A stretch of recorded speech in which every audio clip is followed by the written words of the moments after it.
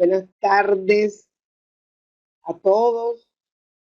Cuánto gusto compartir con todos mis hermanos aquí presentes este tema que es común y corriente que lo tratemos. Y es muy saludable que lo repasemos y lo recordemos. Realmente en nuestra doctrina espírita, el consolador que prometió Jesús, vamos a ir por parte analizando lo que es el espiritismo. ¿Qué es el espiritismo?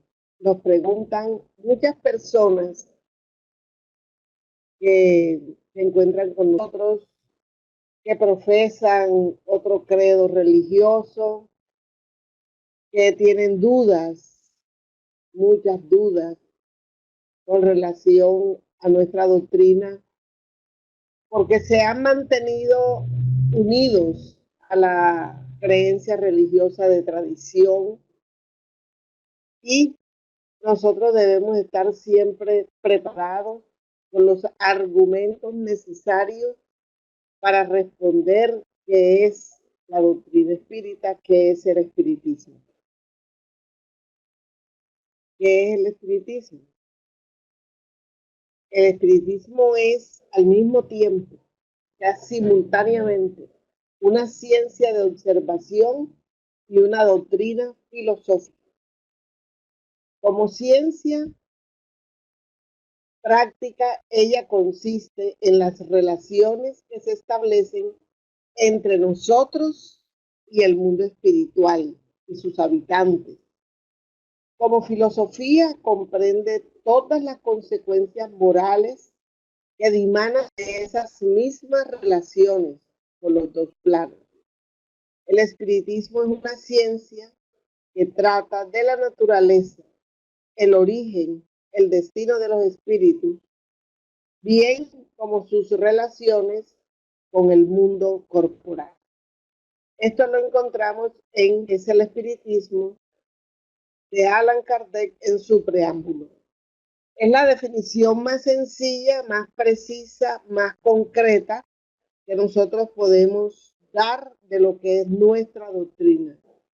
Una ciencia de observación y una doctrina filosófica de consecuencias morales que estudia la relación de los dos planos, el físico y el espiritual, el origen de los espíritus, su destino y sus relaciones con el mundo físico. La doctrina espírita está contenida en 5 obras llamadas, llamadas también el Pentateuco Kardeciano, a similitud del Pentateuco mosaico. Tiene sus fundamentos e igual tiene sus grandes propuestas. Los fundamentos principales: 2, la inmortalidad del alma, la reencarnación, la pluralidad de mundos habitados, la comunicabilidad de los espíritus y la moral espírita que se encuentra contenida en el Evangelio. En estas obras del Pentateuco Kardeciano, en el orden en que fueron publicadas, dadas a conocer al mundo, en ese mismo orden, está contenida la tercera revelación.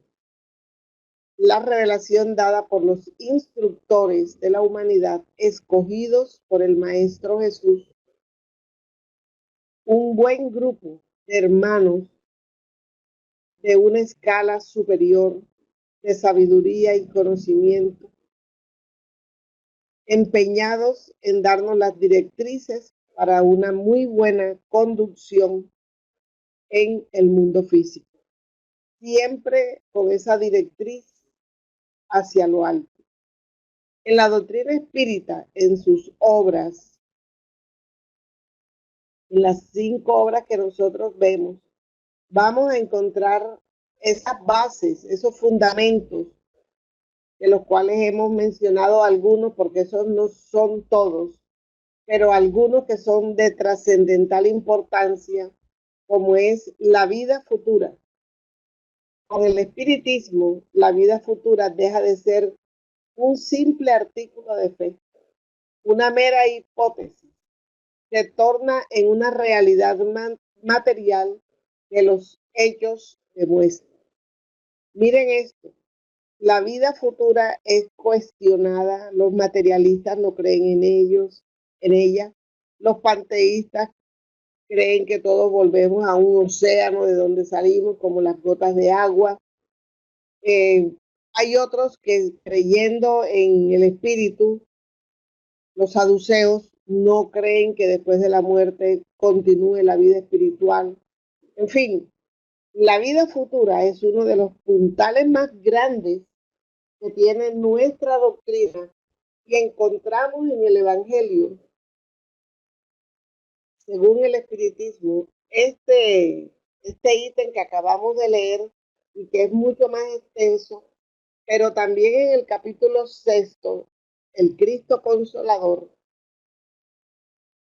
en el ítem 2, el yugo ligero, todos los padecimientos, miserias, desengaños, dolores físicos, pérdida de seres queridos, encuentran su consuelo en la fe en el porvenir. ¿Qué es el porvenir? La vida futura, la vida. En la confianza y justicia de Dios, que Cristo vino a enseñar a los hombres, Por el contrario, sobre aquel que nada espera después de esta vida o que simplemente duda, las aflicciones caen con todo su peso y ninguna esperanza viene a endulzar su amargura. Esto es lo que hizo decir a Jesús: venid a mí todos los que están cansados y yo os aliviaré. Sin embargo, Jesús pone una condición tanto para su asistencia como para la felicidad que promete a los afligidos. Esa condición está en la ley que él enseña. Su yugo es la observancia de esa ley, pero ese yugo es ligero y la ley es suave, puesto que impone como deber el amor y la caridad. Entendiendo bien esto que el maestro Kardec nos pone al alcance, vemos que la doctrina espírita, al confirmarnos la supervivencia del espíritu, nos está diciendo que todas esas aflicciones, problemas, miserias morales, materiales, mentales que sufrimos, serían pasajeras cuando nosotros, creyendo en esa vida futura, sabemos que vamos a liberarnos por un proceso de pruebas en el que estamos sumergidos. Otro puntal grande que nos enseña la doctrina y que es básica es la ley de reencarnación, la pluralidad de vidas. Trajimos esta lámina que nos ilustra un poco en el libro Misioneros de la Luz de André Luis, en los capítulos que habla sobre la reencarnación de Segismundo. Y André Luis nos explica con toda claridad cómo se da este proceso y nos dice que después de la plegaria de Adelino, bajo los influjos de energía sublime de los espíritus superiores que se hacen presentes en este proceso de fecundación y de reencarnación, Raquel, que es la madre, recibe al espíritu de Segismundo en los brazos de amor maternal. Entonces la reencarnación, que también es tocada ampliamente por la doctrina, esclarecida, porque se confundía en la época de Jesús con la resurrección y los términos no son iguales. Así creamos nosotros que es un problema de lenguaje, de semántica. Resurrección es una cosa y reencarnación es otra cosa.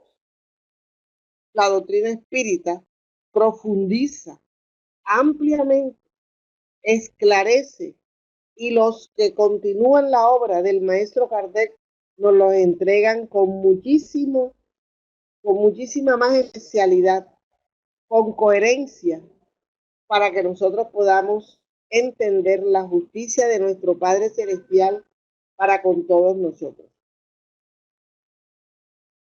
Otro de los fundamentos de nuestra doctrina, la comunicabilidad con los dos planos.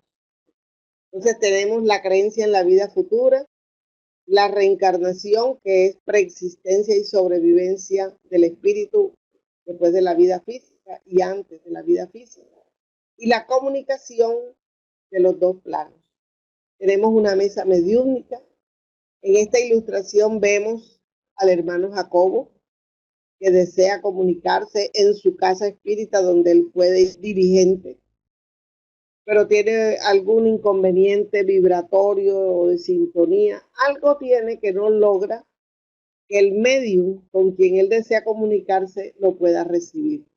Y para eso tenemos mucha instrucción de las leyes de la comunicabilidad, de las leyes a través de las cuales se dan estos procesos de comunicación mediúnica. Ley de sintonía, ley vibratoria, ley de asimilación de fluidos, ley de afinidad moral. Son tantas las leyes que se registran dentro de estos fenómenos, y hemos recibido muy buena información, especialmente de parte de André Luis. Continuamos.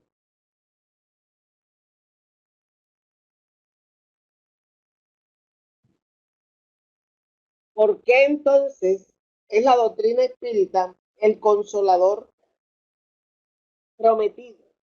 Porque el Maestro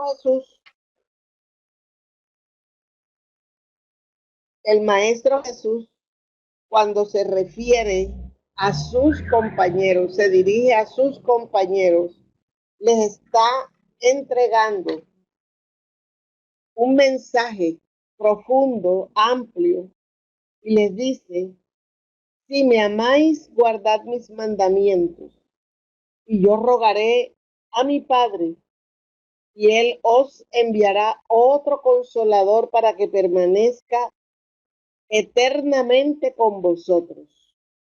El mismo Maestro Jesús fue un consolador para poder suavizar esa ley mosaica, esa primera revelación, cuando el Señor Moisés le tocó combinar la ley divina con la ley legislativa para poder dominar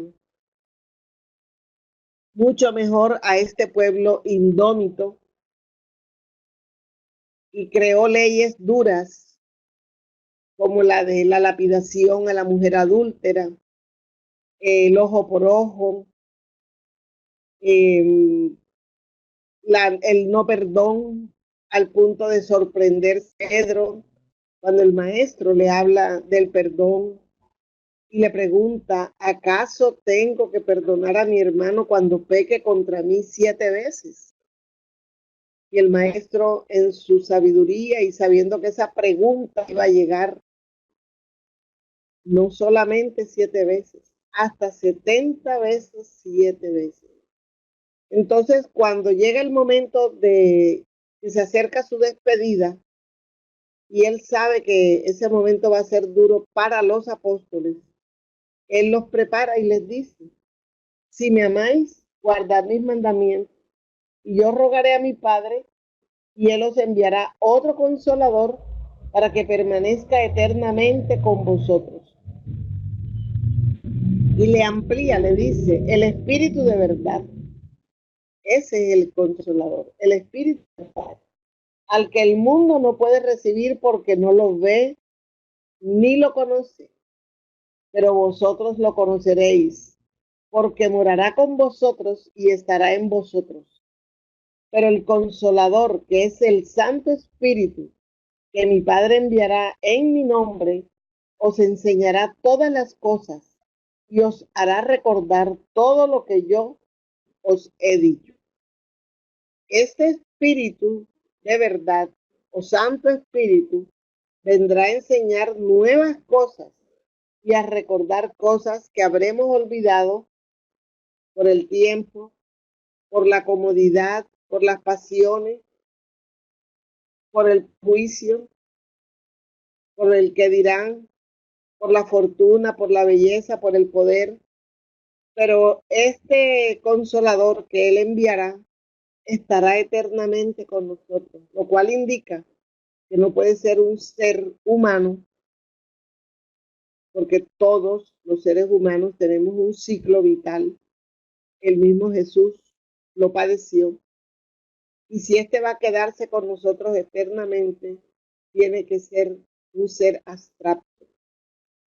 Y es nuestro equipo de instructores dirigidos por el Maestro Jesús para darnos la tercera revelación y poner todas las enseñanzas de Él al alcance de nosotros, porque ese equipo de instructores analizarán todo lo que Él nos dijo, nos dirán y nos enseñarán situaciones nuevas, de tal manera que nosotros no tengamos duda de lo que Él nos enseñó y nos está enviando.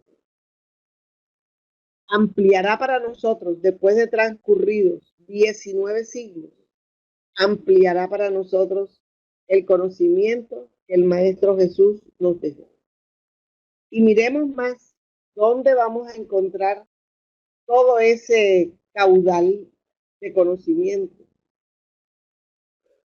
A través del Maestro Kardec, el Señor Jesús, que nos ama profundamente, utilizó al Maestro Kardec como un instrumento para que viniera a completar el mensaje que él había dejado inconcluso, a través de una doctrina altamente consoladora e íntimamente ligada a la enseñanza moral contenida en el Evangelio de Jesús, que permanece para siempre con nosotros.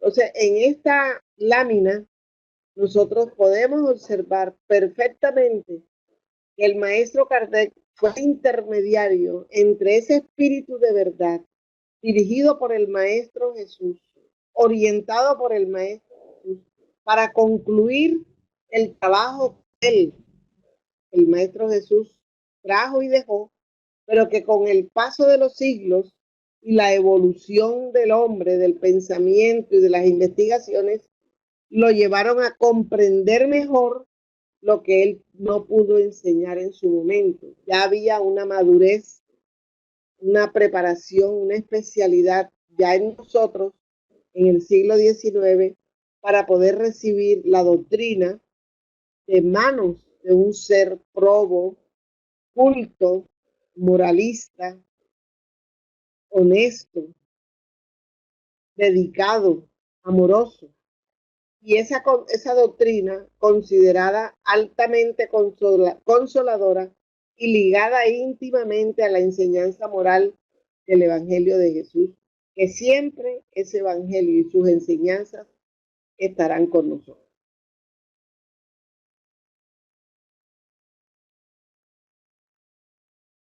En el Evangelio, en este capítulo 6 del Cristo Consolador, Jesús, en el ítem 4, nos dice: Jesús promete otro consolador, el Espíritu de verdad, que el mundo aún no conoce, porque no está maduro para comprender. Consolador que el Padre enviará para enseñar todas las cosas y para recordar lo que Cristo nos había dicho y que seguramente ya lo hemos olvidado. Aquí tenemos la cena, diferente al cuadro de la cena que conocemos, de la última cena que conocemos, en donde ellos se ven con sus ropas, el mismo maestro con su sencillez en ese compartir, con sus tazas respectivas de vino y diciéndoles: llegó la hora de partir, se acerca el momento. Y es allí en donde él comienza a hacer su promesa del Consolador. el maestro Kardec complementa y nos dice que el espiritismo viene en el tiempo señalado a cumplir con la promesa que Cristo nos hizo. Ese espíritu de verdad preside su establecimiento, convoca a los hombres a la observancia de la ley y enseña todas las cosas, haciendo comprender lo que Cristo solo dijo mediante parábolas para aquellos que estuvieran preparados a entenderlo. Cristo nos dijo que oigan los que tienen oídos para oír. El espiritismo viene a abrir los ojos y los oídos porque habla sin figuras, sin alegorías, sin palabras. Levanta el velo que intencionalmente había sido lanzado sobre ciertos misterios. Viene en definitiva a traer un consuelo supremo a los desheredados de la tierra y a los que sufren, atribuyendo una causa justa y un objetivo útil a todos los dolores. Es decir, todas las diferencias, las miserias, los sufrimientos provienen de una causa justa. Y aquí el maestro Kardec resalta esta enseñanza cuando nos dice: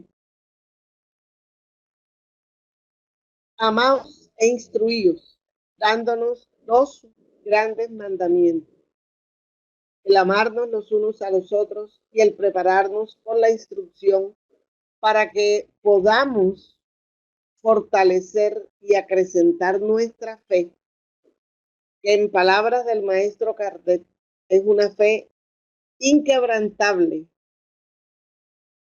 que solo puede encarar frente a frente a la razón en cualquier época o en todas las épocas de la humanidad. Esto es producto de ese análisis inteligente, moral y profundo que hace el maestro Kardec. Y cuando nosotros entendemos esto, vamos con mucha suavidad o con mucha fuerza a salir de la fe ciega, dogmática, en la cual fuimos criados y educados, y entendemos que tenemos que razonar para que nuestra fe realmente sea una fe inquebrantable.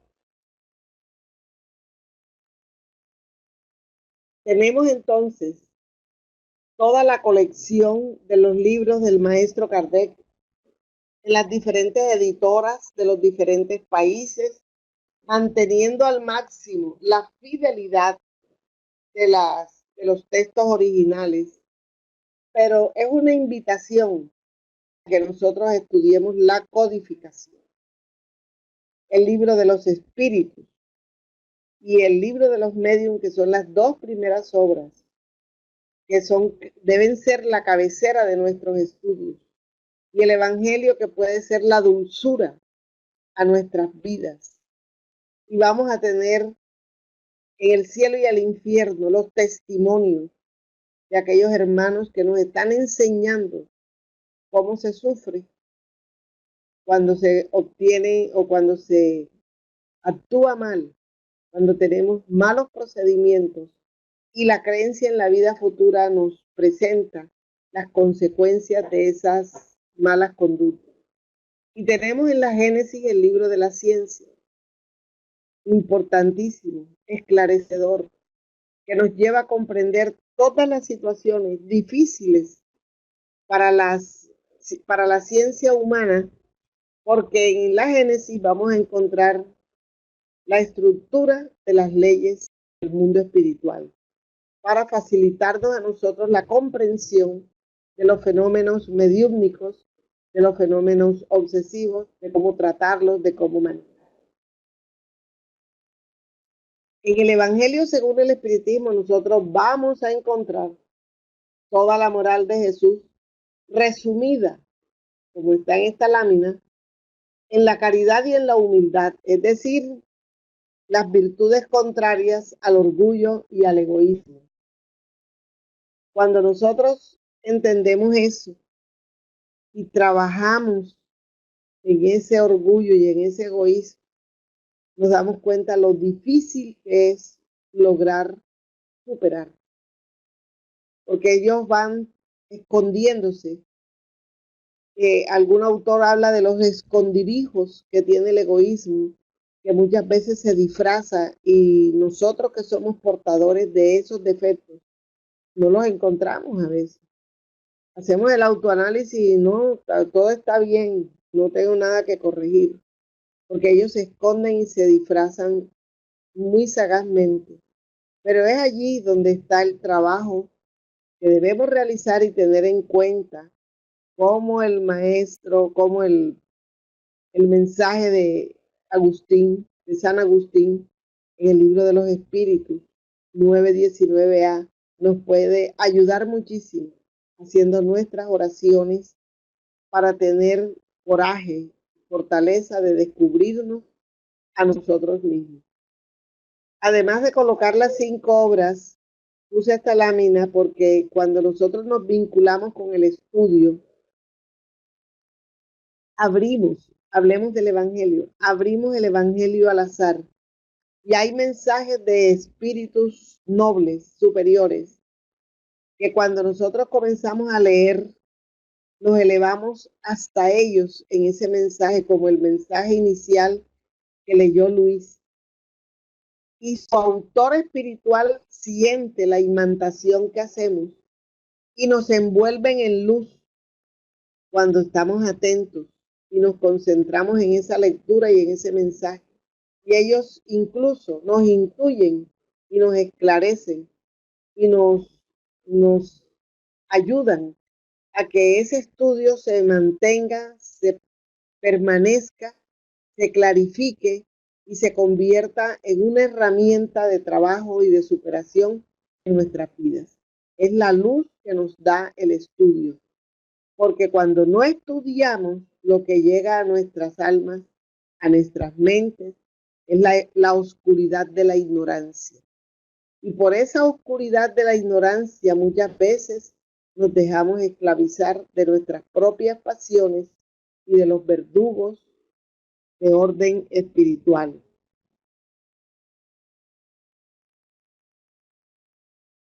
¿Qué nos enseña también la doctrina espírita?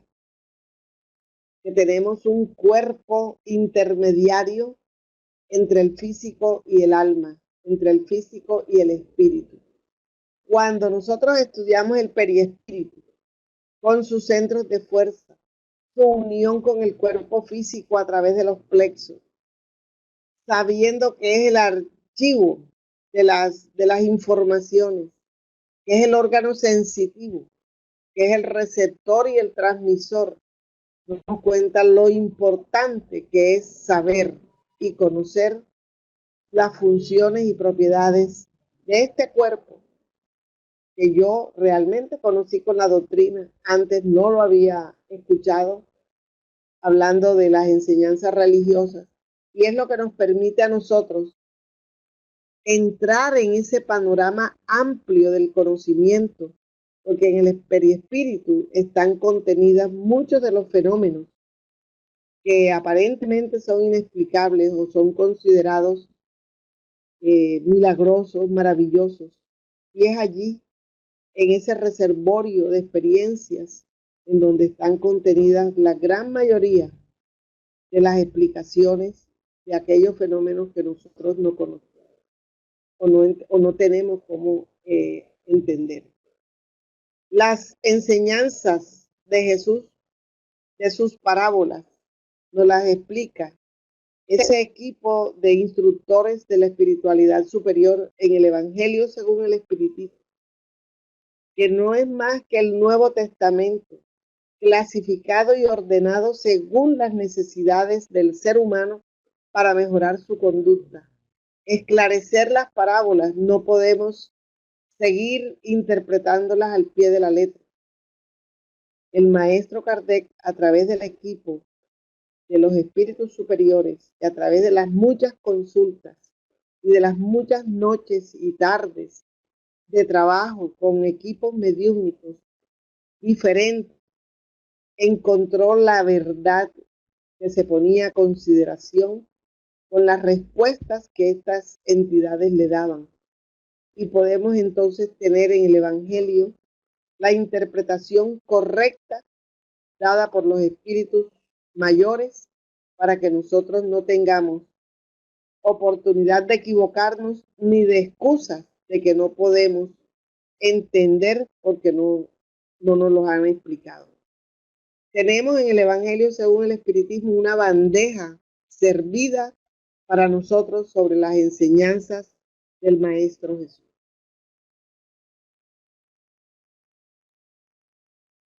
Y tenemos en el Evangelio lo que veníamos reiterando, el Evangelio a la luz de la doctrina espírita es la que nos va a esclarecer bien sobre todas esas enseñanzas que fueron consignadas muchos años después de su partida.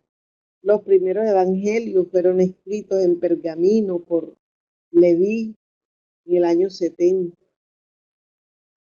casi 37 años después de habernos dejado hablando físicamente el Maestro Jesús.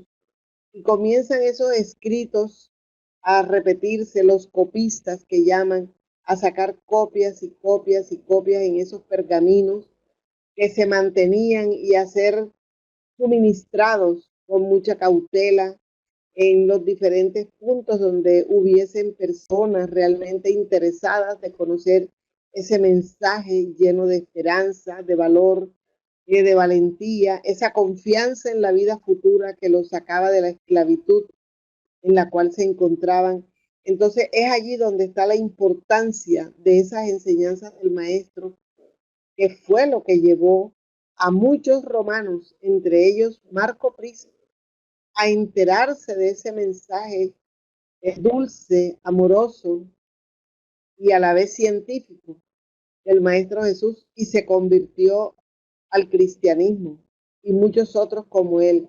Pero iba a decirles, fue lo que Pablo de Tarso tomó para alimentar su cambio y la fortaleza que él requería en conocimiento para llevar el Evangelio de Jesús en alto y hacer los viajes que hay que hacer y recibir la inspiración de quien tenía que recibirla, del Maestro Jesús a través de Esteban, y poder alimentar con esas enseñanzas las tantas iglesias fundadas por él, desde los romanos, los efesios, los tesalonicenses, los corintios. Todas esas iglesias fueron alimentadas por las cartas paulinas famosas, llenas de consejos y de alta moral, de abstinencia en las pasiones. Todo eso se originó con el evangelio recibido en los pergaminos que le llegaron a Pablo de Tarso.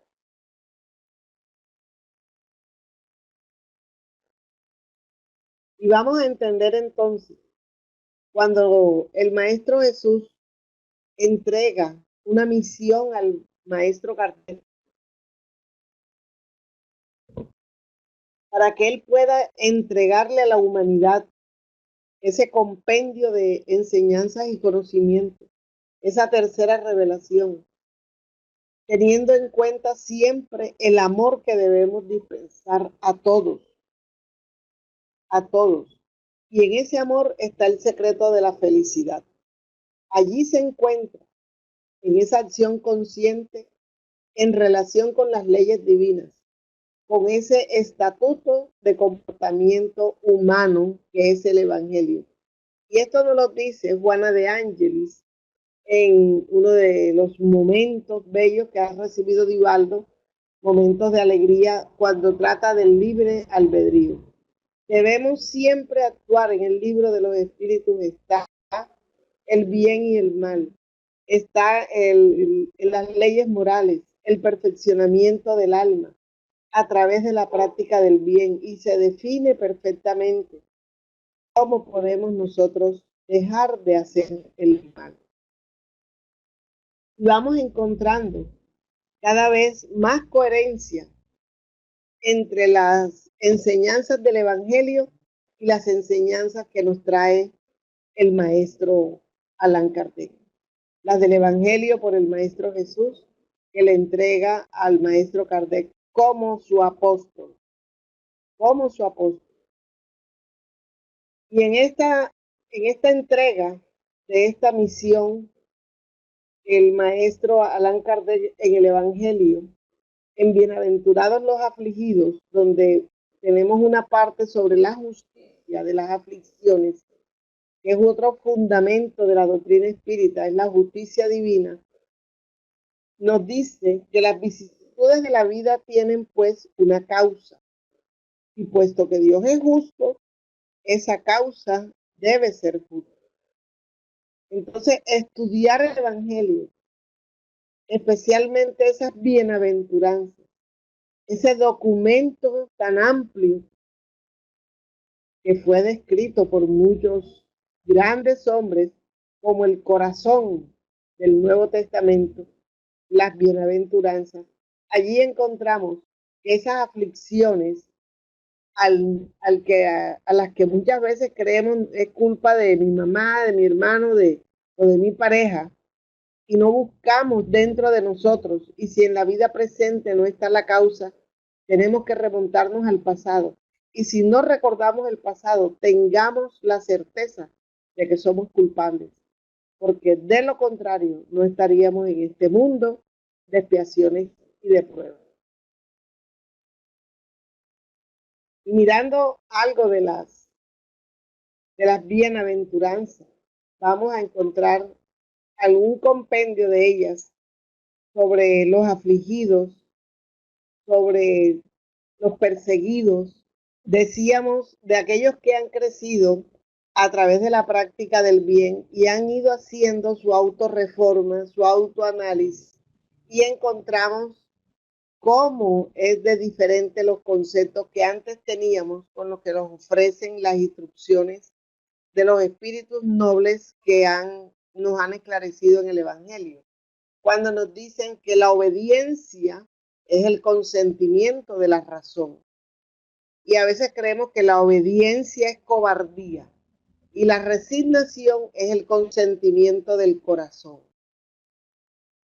La resignación, que la consideramos una virtud pasiva, un quedarme quieto, me resigno, no hago nada, no. Es la resignación activa, aquella que comprende que cualquier situación de aflicción, de dolor, de prueba, es parte de nuestro proceso liberador. Por eso debemos tener en el corazón los sentimientos apropiados para poderlos superar.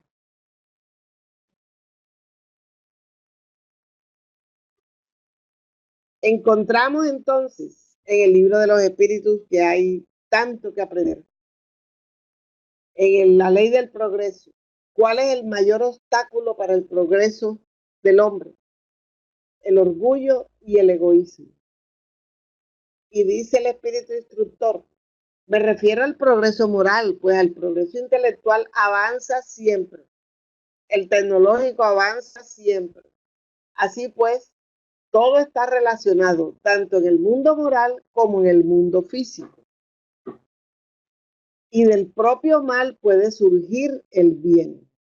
Con todo, ese estado de medida que el hombre comprende, ese estado de cosas solo durará algún tiempo. Es decir, el propio mal. Habrá de cambiar a medida que el hombre comprenda mejor que fuera del goce de los bienes terrenales hay una dicha infinitamente mayor e infinitamente más duradera, la de la vida futura. Cuando dejamos ese mal pasajero de lado para nosotros producir de esas situaciones aflictivas un bien, una reacción positiva, una virtud como la resignación y la obediencia, para luego ir cultivando esa dicha que nos espera en el crecimiento y en el transcurso de nuestros procesos evolutivos, de nuestros procesos reencarnatorios. En el capítulo 17, Sed Perfectos, del libro del Evangelio según el Espiritismo, después de haber logrado estudiar, acrecentar, iluminarnos, tomar las obras de Kardec, implementarnos con las obras complementarias, nosotros vamos a mostrar cambios rotundos en nuestra conducta moral, y es allí donde el maestro Kardec nos dice: se reconoce al verdadero espírita por su transformación moral. Hay transformación moral en el verdadero espíritu. Y por los esfuerzos que hace por dominar sus malas inclinaciones. No dice que el cambio moral es absoluto, 1000%, sino que hay que hacer esfuerzos día a día y tratar ser hoy mejor que ayer y mañana mejor que hoy. Y así es como nosotros podemos levantar la bandera de la doctrina espírita, mostrando nuestros cambios, especialmente en nuestra vida moral. Del Cristo Consolador, lo habíamos leído. Venid a mí todos los que estáis afligidos y cargados, y yo os aliviaré. Tomad mi yugo sobre vosotros y aprended de mí, que soy manso y humilde de corazón, y hallaréis descanso para vuestras almas, porque mi yugo es suave y ligero. Y él no tenía carga, él no tenía fardo, pero lo que recomienda para que podamos cargar nuestro yugo es mansedumbre y humildad de corazón. Y aquellos que lloran, él los llama bienaventurados, porque serán consolados. Y los que tienen hambre y sed de justicia, porque ellos serán saciados. Y los que padecen persecuciones por la justicia, porque de ellos es el reino de los cielos. Todas esas promesas que el Maestro Jesús nos hizo en ese discurso, en esa conferencia, bajando del monte o subiendo al monte, la circunstancia en ese momento es secundaria. Lo importante fue que su voz llegó a todos los oídos, que la brisa trabajó como un cupido, llevando ese mensaje a todos los corazones. Y allí están inolvidados, grabados y traídos por los evangelistas a los conocimientos de los hombres que estamos interesados en conocer de cerca la personalidad maravillosa de nuestro amado Maestro Jesús. Todo esto para que nosotros en nuestras casas espíritas sepamos cuál es la misión que tenemos, con la doctrina, con las 5 obras, incluso con el estudio de obras póstumas, para que nosotros nos preparemos, nos argumentemos a nosotros mismos y nunca nos aceche la duda, nunca nos aceche el pensamiento de abandonar el estudio o la casa espírita, porque ahí tenemos un compromiso y una misión: esclarecer, consolar y acoger en nuestro seno, con nuestro cariño y con nuestra bondad, a todos los que toquen las puertas de nuestra casa buscando ayuda y buscando consuelo. El Cristo Consolador estará con nosotros en los momentos más difíciles, amparándonos, auxiliándonos, directamente o a través de sus mensajeros de luz, de amor y de armonía.